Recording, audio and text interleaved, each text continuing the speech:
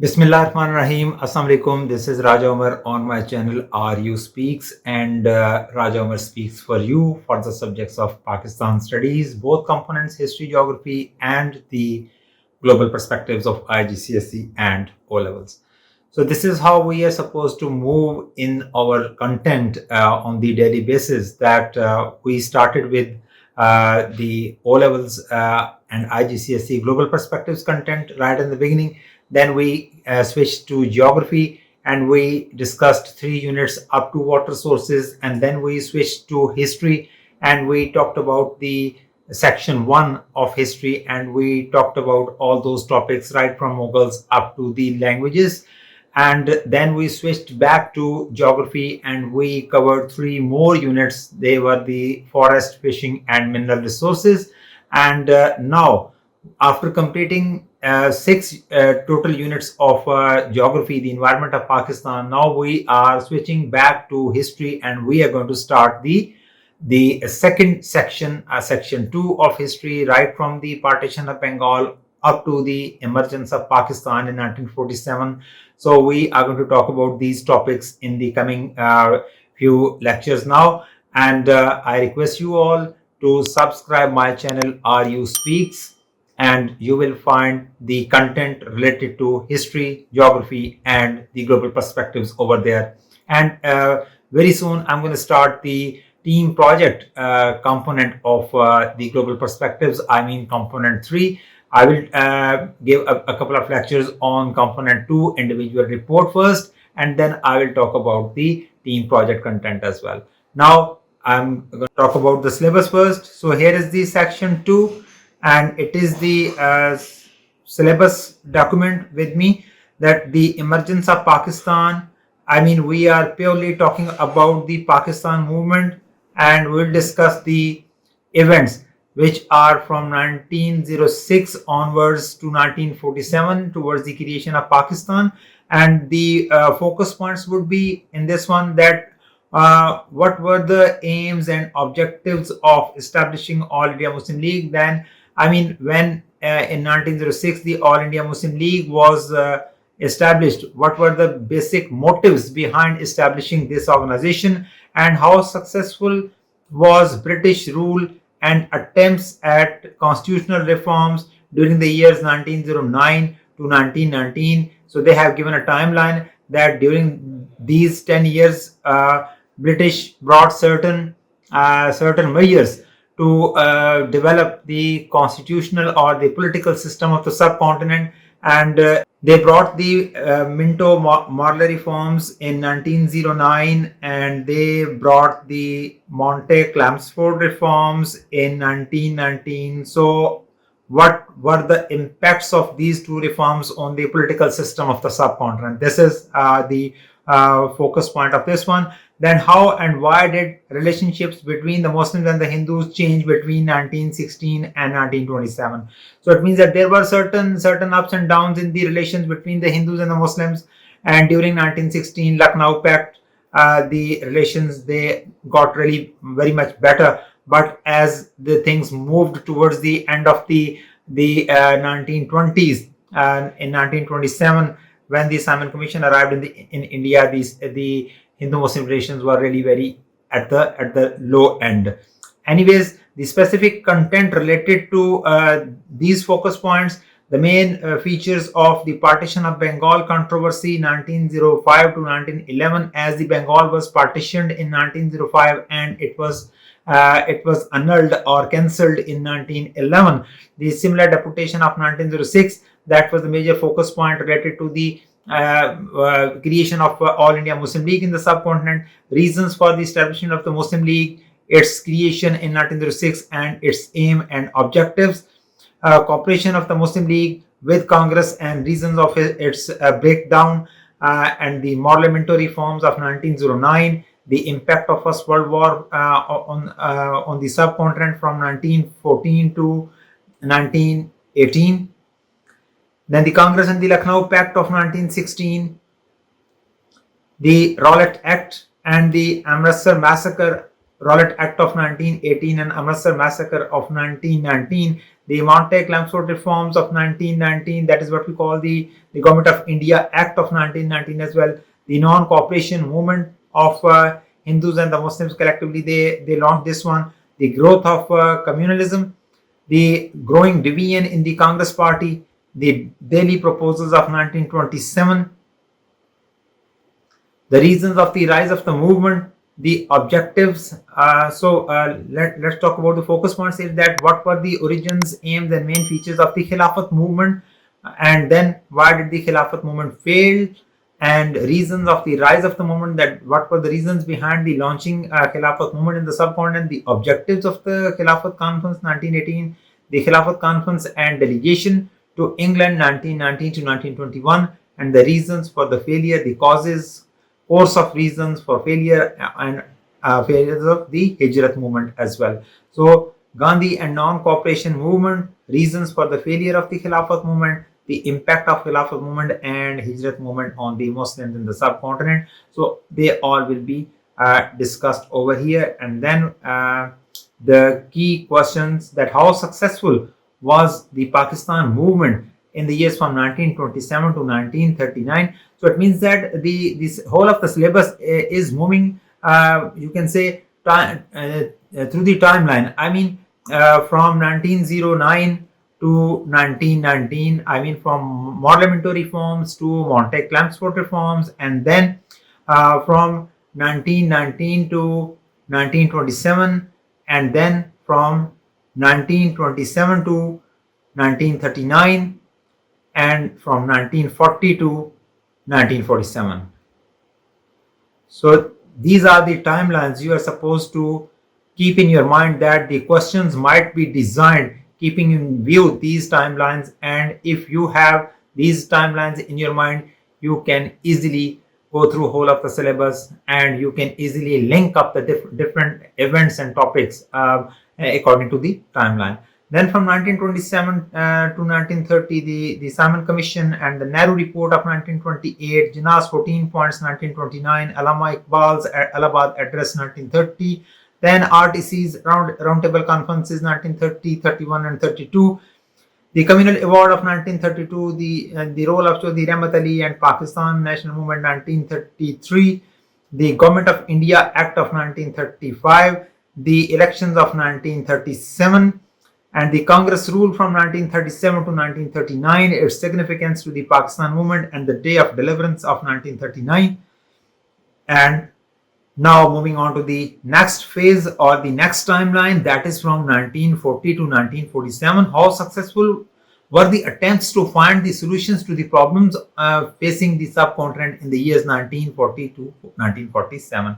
How successful were the meetings held during World War II to agree the future of the subcontinent? I mean, talking about 1939, the World War II broke out and it remained up to 1945. So it means that what had happened during these years in the subcontinent, and what were the impacts of these meetings to reach out certain decision towards the future of the subcontinent. How did the success of the Muslim League in 1945-46 elections led to changes in British attempts to solve the problems of the subcontinent? So these elections of 1945-46, they were the turning point towards the creation of Pakistan in 1947. Then the points related to these focus points, what the specific content the students are supposed to learn. The Second World War 1939 to 45 in relations to the India and the Quit India movement launched by Mr. Gandhi. The Pakistan Resolution of 1940, Cripps Mission of 1942, Gandhi Inner Talks 1944, Lord Wavell and the Simla Conference of 1945, the elections of 1945-46, the Muslim League, success and consequences thereof, the Cabinet Mission Plan of 1946, Direct Action Day of 1946, 3rd June Plan of 1947, the Radcliffe Award and the Boundary Commission, that is of 1947, and the Indian Independence Act of 1947, because of which the subcontinent was partitioned into independent states, Pakistan and India, on 14th and 15th of August 1947. So Next, the key questions: how important were the contributions of Jinnah, Allama Iqbal, and Rahmat Ali to the success of the Pakistan movement to 1947? How important were Jinnah's, Allama Iqbal, and Rahmat Ali's to the Pakistan movement? So Jinnah's role, his role being the leader of the Muslim League and in Pakistan movement, that what he did, like if I talk about the Lucknow Pact is the big example, negotiator with the British, his relations with Gandhi, Nehru, and the Indian National Congress, and then Allama Iqbal, his views on Hindu-Muslim future as separate nations, and Allahabad Address of 1930 that can be discussed regarding the role of Allama Iqbal in the Pakistan movement, and even his poetry that was really very important towards the Muslim nationalism and Muslim brotherhood and Muslim Ummah. So Chaudhry Rahmat Ali, views on a separate Muslim homeland, his pamphlet Now or Never 1933, and the name Pakistan given by him. So differences between his views and those of Allama Iqbal. So this is a question, and it can be a 14 marks question by discussing the roles of Jinnah, Allama Iqbal, and Chaudhry Rahmat Ali towards the success of Pakistan movement. So up till now, so this is up to this point, and these are the sections, the topics which are covering the whole of this section 2 of history. So now we will start these one by one. As we can see that here we have the first topic, that is the Partition of Bengal controversy. So now I'm going to moving to my notes over here, and they are, and we are going to start section 2, Partition of Bengal to early problems of Pakistan, and the topic today is the Partition of Bengal of 1905 and its reversal in 1911. We will discuss these two collectively, as they are really very much in connection with one another. What were the causes that why the Bengal was partitioned? No, you might be getting 7 marks question over here, that why was Bengal partitioned in 1905? So that can be a question, because we have seen this question many times in the past papers. Why was Bengal partitioned in 1905? And it is a 7 marks question. So there were the 3 basic reasons behind the partition of Bengal, that is the administrative problems, political problems, and economic problems. So first, if we talk about the administrative problems, Bengal was a very big or large province geographically and population wise. It was an area with a population of 54 million, 42 million Hindus and 12 million Muslims in East Bengal alone, and 31 million in West Bengal, larger in population than whole of the Britain. Bengal was a province larger than the whole of the Britain population wise. It was very difficult to govern this vast area, like communication as one unit. You know that at that time the communication system was not really very much developed, that it was difficult to communicate across the province. So the British, they were feeling really difficulty in handling the communication matters of the province. So that's why they started thinking about the partitioning of Bengal in 1905. It was the demand of the Muslims, and they wanted a separate province in their rule, as the Muslims, they were in majority in East Bengal. So keeping in view that thing, they wanted that there should be one province under their control where they could be able to exercise their political power and their political rights over there. So where they could have more favor and better jobs, so to make Muslims happy. So number 3, they wanted to cut the power of Indian National Congress, which had started speaking against British agitation. People further terrorist agencies had sprouted up, so to tackle them, it was necessary steps for the British. For instance, Bal Gangadhar Tilak of Pune agitated Hindu nationalism. He started promoting Hindu nationalism over there, and that created trouble for the British. This needed countering. In 1870s, many secret societies sprung up against British. In 1897, a British officer was assassinated. So it means that the British were facing certain security concerns regarding the agitation going across the province of Bengal and in the surrounding areas. So they started thinking about the partition of the province. So British-Muslim relations had deteriorated since 1857. Partition was to improve the British-Muslim relations. That was a positive step for the Muslims, and that was better for them. East Bengal was in weak economic conditions. This could be improved. Chittagong, seaport, infrastructure, jute mills, and industrial setups could lead to the prosperity of the Muslims community living in the East Bengal province. So these were the causes that why Bengal was partitioned. The effects on the Muslims. So Muslims got more political power after the partition of Bengal in 1905, and more religious freedom they got, that they could easily perform their religious duties, like performing their prayers and other religious obligations, like having the slaughtering of cow on Eid al-Adha. So social development, they could easily have a better social system, better connectivity among the people in the society, and could interact more with the community fellows. So economic development, as they were having the more industrial development over there and the agricultural development, that might lead to the economic development of the region. So Hindus' reactions and versions. Hindus reacted really very strongly against the partition of Bengal, and this was really very much astonishing for the Muslims, that why Hindus were reacting like that. So it is said that it was British divide and rule policy set by Hindus, that they reacted against the partition of Bengal and began protests and strikes, that why the land of Bengal was partitioned. As you know, in Hindu Dharma, the land partitioning is considered to be a crime. So they were against this one, and they wanted that the Bengal should not be partitioned.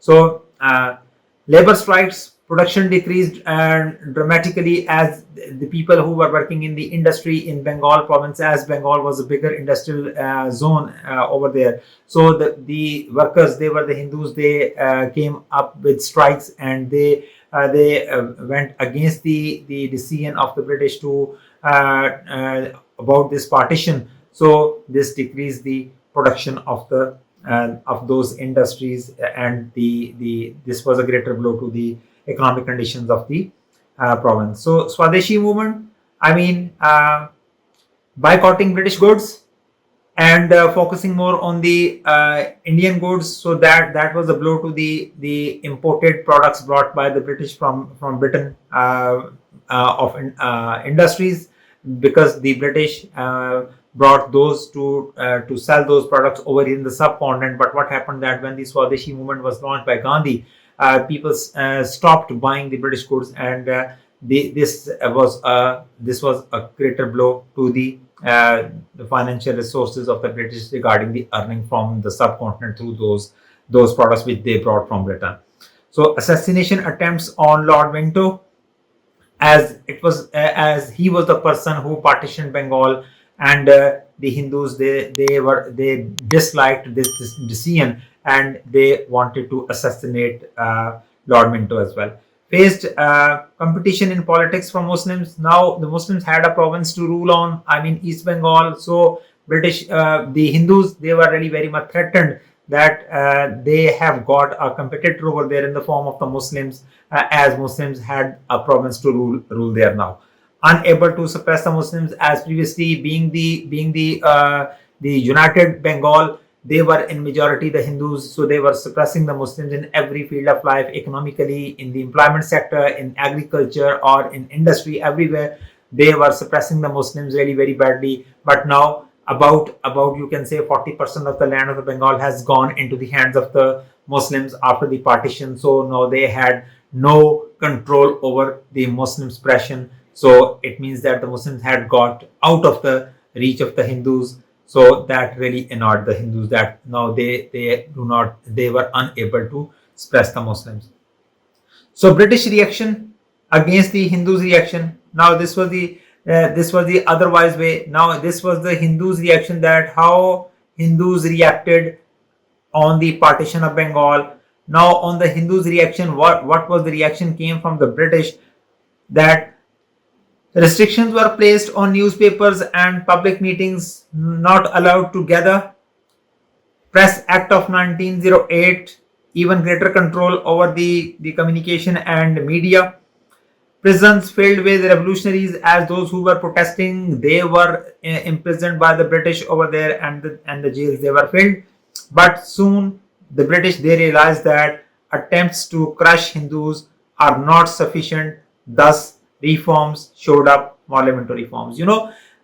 British could not handle the Hindus protest, and ultimately they thought that the Hindus, they were in majority. Why not to keep majority with you rather than going against them? So that's why they changed their policy. Rather than restricting the Hindus or putting them in jails, or imposing the media restrictions, they thought that they should be implementing the reforms over there in the subcontinent, and that's why they brought the parliamentary reforms of 1909. So reversal of partition of Bengal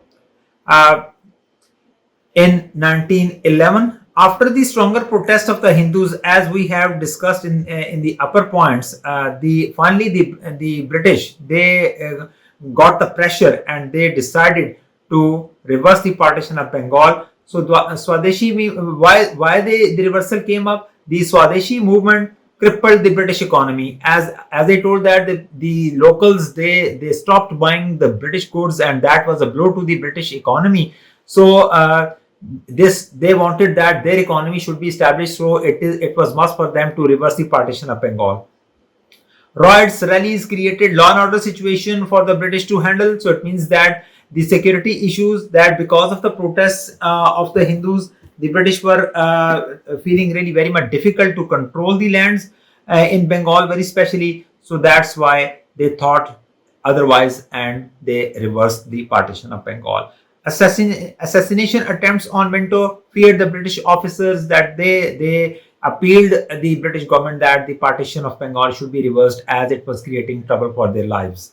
So Hindus' reaction to 1909 reforms. So Hindus welcomed those reforms, that they thought that they have got more political say in the political system, as a number of seats were increased for the locals. So that created a bit better relations between the Hindus and the British. That's why the British thought to reverse the partition of Bengal, as they started thinking that now the Hindus, they might not be protesting very very strongly against the partition of Bengal, so it's better to reverse that partition. So Muslims' reaction to reversal, when the partition of Bengal was reversed in 1911, what reaction Muslims showed towards this act of reversal of partition of Bengal? The reversal of the partition was bitterly opposed by Muslims, but the Hindus were not to be moved, and they simply ignored the Muslims' reaction. The Muslims now realized just how vital it was that the Muslim League proposed if Muslims were to receive fair treatment in India. So it means that now Muslims were showing loyalty towards the British, but now they also started thinking about, very much like the Hindus, that the policy of self-rule and a separate way, a different way, not the way of the British. Now Muslims first tried to have the same sort of loyalty towards the British, but when the partition of Bengal was reversed, the Muslims started thinking otherwise, that now they have to choose a different way. They now had lost all their hopes and created feelings of distrust among the Muslims and the British, that now they started thinking that the British had ditched them, as they have reversed their own policy and their own decision of 1905, the partition Bengal. So government and they came to the decision that they could not trust the British government for the protection of their rights. So again, as I told you, that they stopped the policy of loyalty and they launched the policy of self-rule, thinking for themselves by themselves. It was somewhat blessing in disguise for the Muslim politics to prosper in the subcontinent and serve to quicken the growth of the Muslim politics. So they were using the shoulder of the British somehow by getting that favor from them in the form of the partition of Bengal or in the form of the some better say in the parliamentary forms. But now after the reversal, they had not that shoulder available for them. So now they could move their own way, and that could be a sort of blessing for them that they can move in the politics of the subcontinent by themselves, and that could be a better way to fight for the rights of the Muslim. So they became politically more conscious. Muslims also realized that parliamentary reforms did not provide Indians any genuine voice, which resulted as poor relations between the British and the Muslims, and Muslims started thinking about to get away from the British. So here are the questions related to the partition of Bengal. Why was Bengal partitioned in 1905? Already told. Bengal was partitioned in 1905 because of geographical factors. We have studied certain factors which led to the partition of Bengal. So it says that the Bengal was partitioned on the geographical factors. Do you agree? As there were certain other factors, economic factors as well. There can be certain communication factors as well.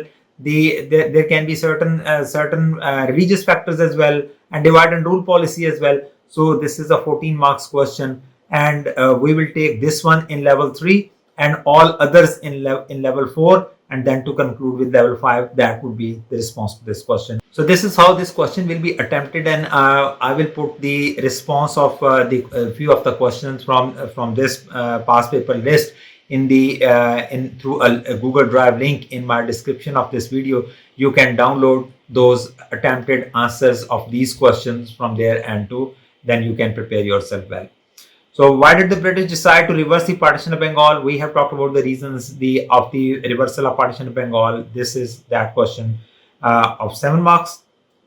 The reasons for partition of Bengal in 1905 were more important than those that caused its reversal in London. So it means that we are going to have the comparison of 1905 and 1911. I mean, partition of Bengal and reversal of partition. So we are going to compare whether these were the successful or these ones. I mean, whether these reasons were strong of partition or the reversal reasons were strong. So that is really a greater sort of critical analysis question, and I will surely put the response to this question in your in that Google Drive link. So partition of Bengal were the reasons why Bengal was partitioned in 1905 more important than the regarding its reversal. The same question and but different years. 2009 May June 2011. What was the Swadeshi movement? A 4 marks question. Buying the local goods and boycotting British goods. How did the Hindus oppose the partition of Bengal? We have talked about the Hindus' reaction on the partition of Bengal. How successful was the partition of Bengal in 1905? Explain your answer. So it means that we're going to talk about the successes and failures. Level 3, successes. Level 4, failures, and then the evaluation and judgment in level 5.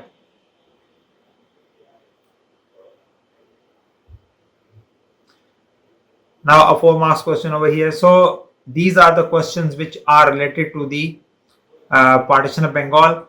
Now the Simla Deputation or Simla Delegation.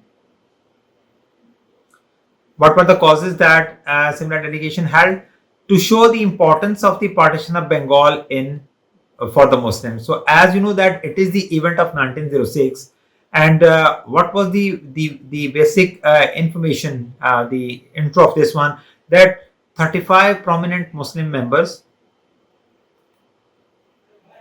Muslim leaders, they met the Viceroy Lord Minto at Simla. This is the name of the place in the north of Delhi, and they presented their demands in front of the Viceroy Lord Minto, And as they had seen that the Bengal had already partitioned in 1905 and the Muslims had got a province to rule on, so they thought that now it was the time to show the importance of the Muslims in the politics of the subcontinent. So it was decided to see the viceroy and to put forward the Muslim demands in front of him. So to show the importance of partition of Bengal for the Muslims, to improve the to prove that the Muslims were loyal to the British, to put down Muslim demands to the Liberal Party, in front of the British government. Hindus protested, Muslims too few to match protest, reversal thus likely. So as you know that the Muslims overall they were in minority in the subcontinent, and the Hindus protests were really very strong, and they came up in larger number whenever there was the matter of the protest. So the Muslims they were really very few in number, so they wanted that they should convey their message to the British government that their rights should be protected.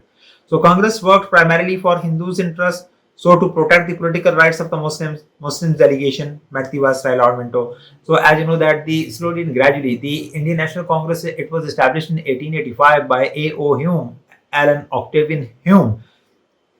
So slowly and gradually, that party started becoming the Hindus' representative party, and Muslims started feeling a sort of fear. So they thought that they should be more towards the British and should convey their demands and their rights directly to the British government.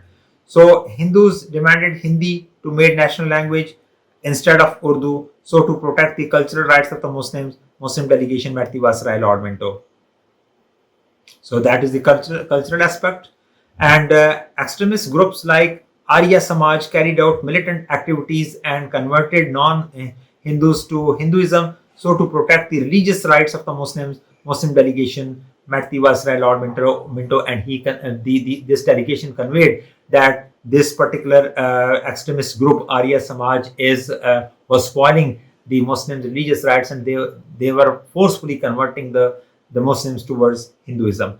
New liberal government in India was willing to give India elected seats in the council. So to get the due share in the councils, Muslim delegation were there. So that is the political factor. This one was the religious. This was cultural, point number 6. And again, this was the political, point number 5. And again, this was the political factors that they were Muslims were in minority and they could not match the protest launched by the Hindus. So for these reasons, the Muslims they met the Viceroy Lord Minto. So what were their demands? Separate electorate for the Muslims. The Muslims should be voting for the Muslim candidates only. That is what is meant by separate electorate, and Hindu candidates should be getting the votes of the Hindus only. System of weightage in the government, that the Muslims should be given the seats in the councils as per the population percentage, very especially in the province of Punjab and Bengal, as they were in larger majority in these provinces. So they wanted that they should be given the seats in the assemblies as per the population of the Muslims in those provinces. Continued Bengal partition.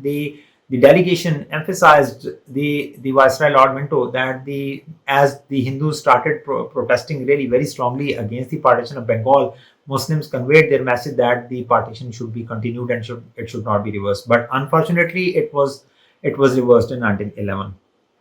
So importance of the Simla delegation. This proved that the Muslim loyalty towards the British. Yes, they showed that they wanted the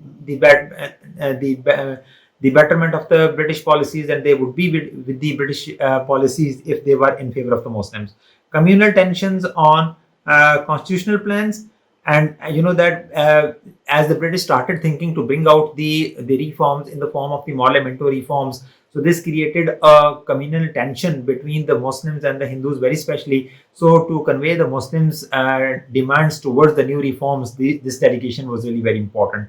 Showed that there was no faith in Congress due to the Swadeshi movement, as Muslims somehow rejected the Swadeshi movement launched by the Hindus. to go against the British goods and boycotting them. So when Muslim delegation met the Viceroy, so they conveyed that they were not in favor of that Swadeshi movement, and this created the bad relation between the Muslims and the British. So approval of separate electorates proved that Muslims were a separate nation in parliamentary forms. This particular demand was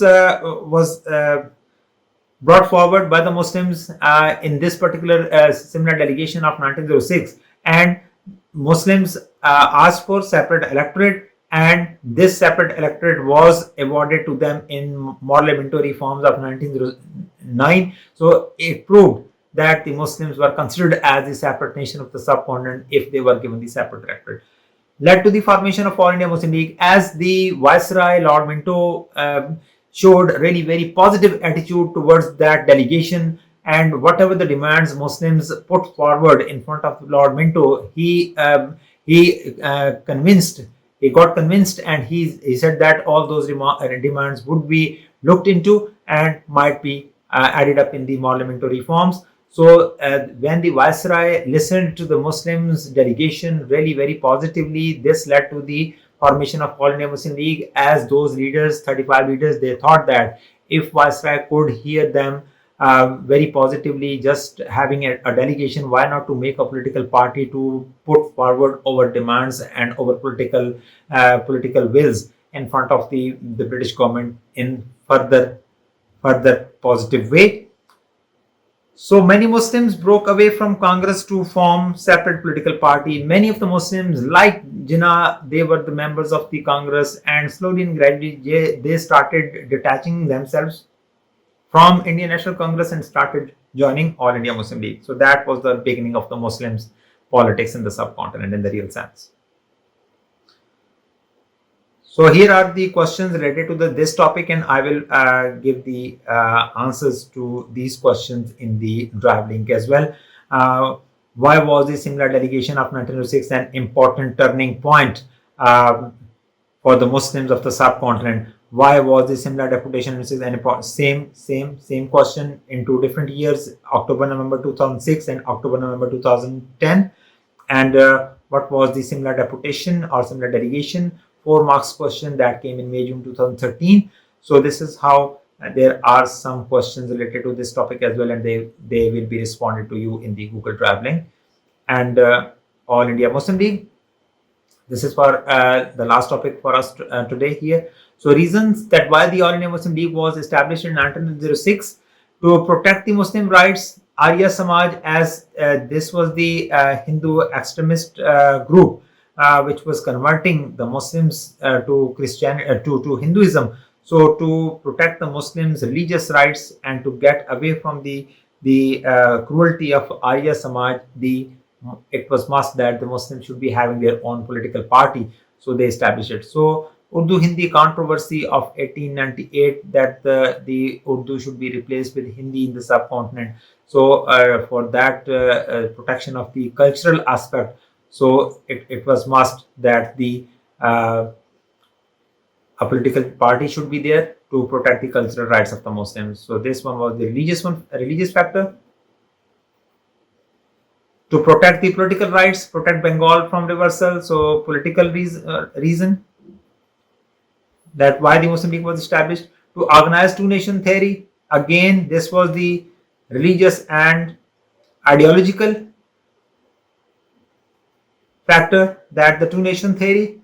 Simla Deputation supporters towards the objective. So two-nation theory is the very important factor towards the establishment of All India Muslim League. So that made the ideological factor of the establishment. So to counter the Congress claims that they represented the whole India, and to show the league was the representative of Muslims. So again, the representation factor, that the Muslims were not being represented by Congress, but All India Muslim League was there to represent the Muslims. In 1906, Congress refused to accept Muslims as significant community. Muslims thus needed right protection, second largest community of India. So for this sake, they established All India Muslim League to show that All India Muslim League was the representative of the second largest community of the subcontinent, the Muslims. Objectives that why the Muslim League was established: to protect the Muslim rights, to represent the demands of the Muslims, discuss their problems with the British, to promote the feelings of loyalty towards the British, to prevent the rise of hostility against any political party in the subcontinent, and to remove misunderstandings among the Muslims against the government. So these are the factors which led to the establishment of All India Muslim League. So role of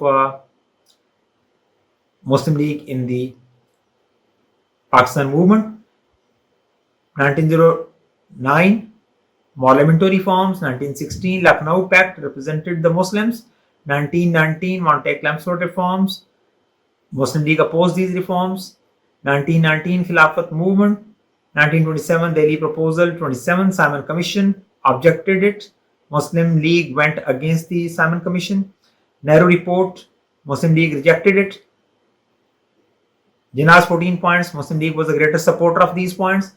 1932 roundtable conferences, Muslim League participated in those conferences. So it means that the Muslim League was the representative of the Muslims. 1935 Government of India Act demanded for reforms and more participation in the political system of the subcontinent. 1937 Muslim League participated in those elections, represented the Muslims, unfortunately could not perform well. 1939 Day of Deliverance, observed it on the advice of Qaid-e-Azam. 1940 Pakistan Resolution, that was the most important event in the Pakistan movement history. So that was the Muslim League's meeting where this resolution was passed. 1942 Cripps Mission, All India Muslim League rejected it.